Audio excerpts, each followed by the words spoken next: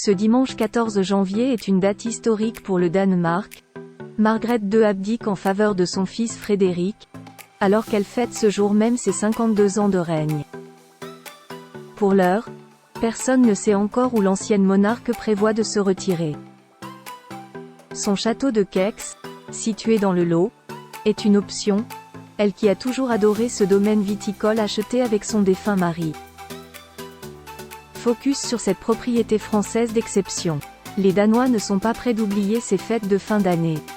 Le 31 décembre dernier, lors de son traditionnel discours du Nouvel An, leur reine Margrethe II a annoncé à la surprise générale qu'elle abdiquera ce 14 janvier, jour de l'anniversaire de ses 52 ans de règne. Son fils aîné Frédéric monte donc sur le trône en ce dimanche, étant proclamé roi par le Premier ministre depuis le balcon du Palais Royal de Christiansborg, à Copenhague, devant des milliers de personnes. Si l'avenir du nouveau monarque semble tout tracé, celui de sa mère, en revanche, demeure plutôt flou.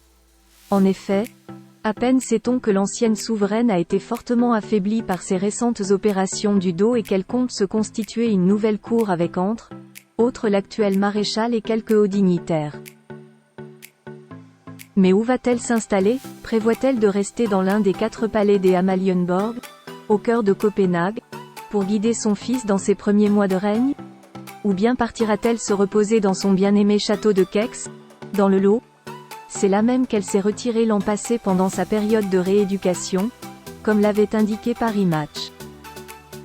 C'est là aussi qu'elle s'était réfugiée à la mort de son mari, le prince Henrik en 2018. Je suis particulièrement contente d'être à Keks, la propriété de mon mari que nous avons acquis après notre mariage. Nous y avons passé des semaines merveilleuses, avait-elle confié à la presse quelques mois après la mort de son mari, précisant à quel point elle tenait à l'endroit. Je tiens à y revenir chaque été pour y renouer les liens avec la maison, la région et la grande famille de mon époux. En attendant de connaître la réponse, FR se penche sur cette dernière résidence royale, située dans le sud de la France. Plus grand que photo Margrethe II de Danemark. Retour sur ses 52 ans de règne. Margrethe II voulait une demeure près de la famille de son mari le 15 janvier 1972. Margrethe II devient reine de Danemark, au lendemain de la mort de son père, le roi Frédéric X. 2 ans après son accession au trône, la reine et son mari le prince Henrik, un Français qu'elle a épousé 7 ans auparavant, se mettent à la recherche d'une résidence secondaire à acheter, histoire d'avoir un lieu de repli loin du palais d'Amalienborg. C'est 1974 que Sa Majesté et son époux font l'acquisition du château, décrit le site officiel du château de Keks. Le choix de la commune de Luzec est loin d'être hasardeux. La famille du prince, lui-même né Henri de Laborde de Montpezat, était installée depuis quelques décennies sur la commune d'Albas à une dizaine de kilomètres de Keks. L'histoire de la famille de Montpezat, à l'origine issue du Béarn, remonte au XVe siècle. L'enfance du prince s'est partagée entre l'Indochine, alors colonie française, où son père et son grand-père possédaient de vastes domaines, et la vallée du Lot, détaille le site. Quand nous cherchions une demeure, nous voulions que ce soit près de la famille de mon mari, témoigne Margrethe auprès de France Bleu en 2018. Autre critère de sélection, le vignoble que possède la propriété. Nous tenions beaucoup à entretenir un domaine viticole, à faire notre vin.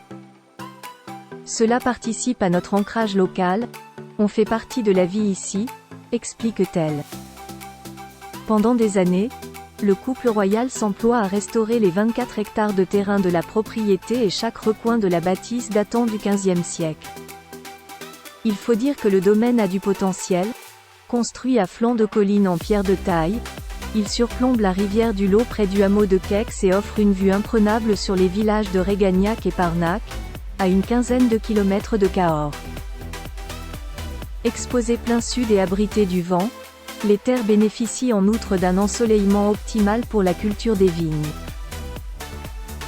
Margrethe et sa vie en toute simplicité dans le Lot. Margrethe II développe un fort attachement envers son château, où elle passe en général une dizaine de jours par an avec son mari et leurs 2 fils Frédéric et Joachim. Elle parle un français parfait et ne tarit pas d'éloges dès qu'il s'agit de parler de ce territoire qu'elle a choisi comme lieu de villégiature estivale, détaille France Bleu. Quand elle se rend à Gex, pas question d'emprunter le jet privé ou de défiler en carrosse. Sa Majesté prend l'avion jusqu'à Blagnac sur une ligne commerciale, comme Madame Tout-le-Monde.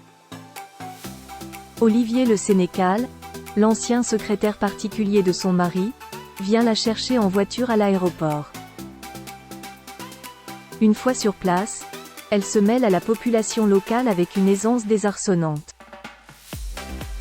En effet, il n'est pas rare de croiser la monarque danoise et sa famille au brocante, au restaurant ou à la base nautique de Luzec. Ce sont des gens d'une parfaite urbanité qui se sont toujours comportés de manière courtoise avec les gens d'ici, note Roger, un habitant de Luzec. Le vrai plaisir de Margrethe lors de ses vacances à la Lautoise, c'est de faire son petit marché. Je fais partie de la vie locale. Quand je vais au marché, les gens me remarquent et disent « Ah madame, vous êtes là pour quelque temps ?» Je leur réponds que je suis ravie d'être là. Et je demande ensuite au charcutier « Je voudrais un peu de ce saucisson-là. J'aime beaucoup ça », confiait-elle avec humour à nos confrères. Et Micheline, une habitante de la région, d'ajouter « On a vu souvent la reine au marché. Elle fait la queue comme tout le monde avec sa dame honneur derrière qui porte son sac et le porte-monnaie. » À chacun de ces déplacements, le service de sécurité est minimal, seulement 2 policiers en civil l'accompagnent discrètement.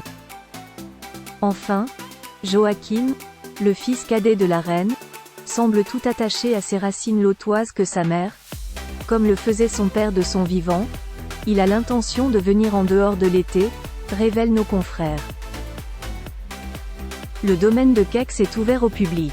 En parallèle de ses apparitions en dehors de son domaine, la reine a tenu les portes de son château ouvertes aux locaux et autres touristes de passage pendant longtemps. Le couple royal organisait en effet des concerts dans ses jardins l'été au bénéfice d'œuvres caritatives, avait rappelé nos confrères des FR en 2022. En 2003, le couple royal avait même organisé une fête blanche sur ses terres, tous les invités devant être vêtus de blanc. Mais c'était sans compter sur les attentats de Nice en 2016 et la décision défavorable de la préfecture et de Vigipirate à poursuivre ces rassemblements. Les visiteurs viennent surtout pour le vin de Gex. En général, ils ne savent même pas que la famille royale possède le domaine, précise Virginie Le Sénécal, régisseuse du château, à France Bleu. Le domaine est resté ouvert au public pour des visites guidées du parc, organisées en juillet et août.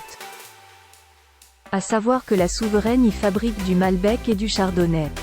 Les curieux terminent leur tour dans un mini-musée, où sont exposées quelques œuvres artistiques du défunt prince consort, à côté du chai où sont stockées ses bouteilles préférées, vestiges de ses soirées à la française.